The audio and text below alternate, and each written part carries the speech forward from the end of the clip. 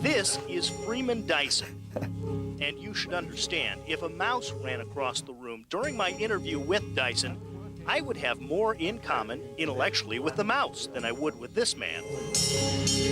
Dyson is a physicist on par with some of the greatest in history. He worked alongside many of them, including Robert Oppenheimer, father of the atomic bomb. Right, because of course he was a great politician. He wasn't a great scientist.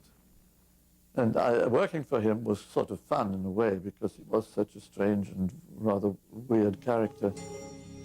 Dyson's work is figuring out the big stuff, why the universe works the way it does and what rules it follows.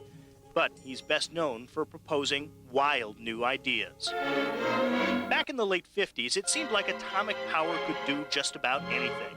So Dyson worked on a government-sponsored project to send 150 people to the moon aboard a rocket powered by nuclear bombs. The spaceship, called Orion, would lift off from the pad by exploding atom bombs against a pusher plate, sort of a nuclear putt-putt into space. Going bang, bang, bang, bang, bang as you go along, and each bomb is thrown out of the back of the ship and explodes and then drives you along. And of course, the question is, can you survive? And the answer we had tentatively was yes. It seemed that you could actually make it work and have the crew survive. The final frontier. One of Dyson's less serious proposals was to build an artificial planet, an idea that was paid the ultimate compliment. It was incorporated into a Star Trek episode.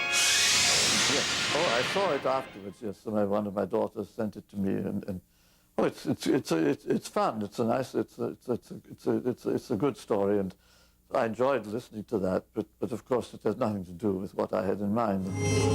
But Dyson's dumbest idea, and yes, he's had one or two, was the advice he gave to this man, his good friend and fellow physicist Francis Crick, who was considering a new career in biology. And I said that would be just a fatal mistake. That I said it was true that in the long run, biology would be more exciting than physics, but it would be too late for you.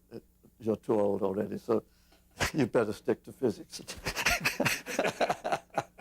So luckily, he didn't take my advice.